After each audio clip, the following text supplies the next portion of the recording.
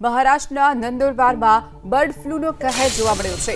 4 દિવસમાં 2 લાખ મરઘાને મારી નાખવામાં આવ્યા।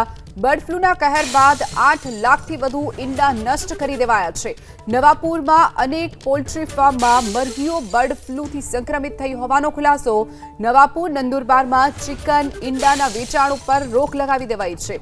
નવાપુરમાં બર્ડ ફ્લૂના કહેરથી પ્રશાસન હવે એક્શનમાં આવ્યું છે। 150 કર્મચારીઓની 25 ટીમની રચના કરવામાં આવી છે। નંદુરબારથી ગુજરાત લવાતા મરઘા ઉપર પણ રોક લગાવી દેવાઈ છે।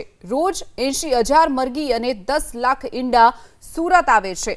તો મહારાષ્ટ્રનું નંદુરબાર જ્યાં બર્ડ ફ્લૂનો કહેર જોવા મળ્યો છે તો 4 દિવસમાં 2 લાખ મરઘાઓને મારી નાખવામાં આવ્યા છે તો 8 લાખથી પણ વધુ ઈંડા નષ્ટ કરી દેવાયા છે। આ સાથે જ હાલ ઈંડા અને ચિકનના વેચાણ ઉપર પણ રોક લગાવી દેવાઈ છે।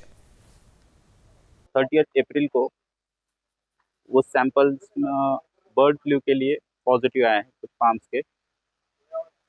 जब रिपोर्ट पॉजिटिव आए उसके बाद में हमने ईपी सेंटर जोन डिक्लेयर कर दिया है 1 किलोमीटर के रेडियस में। जो फार्म पॉजिटिव आया है उसके इर्द गिर्द 1 किलोमीटर के अंदर जितने भी फार्म्स आते हैं वहाँ पे हमने कलिंग ऑपरेशन शुरू कर दिया है।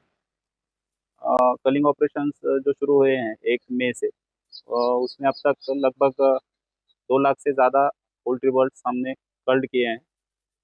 अप्रोक्सीमेटली 8 लाख से ज़्यादा एग्स हैं वो डिस्ट्रॉय किए हैं हमने।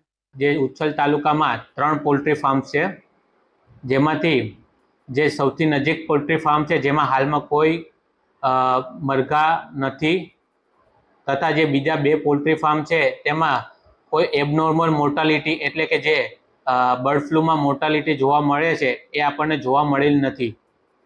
આ ઉપરાંત જે નજીકના 12 ગામો છે ઉચ્છલ તાલુકાના તેમાં પણ એક્ટિવ સર્વેલન્સ ચાલુ છે અને કોઈ પણ જાતની મોર્ટાલિટી જોવા મળેલ નથી।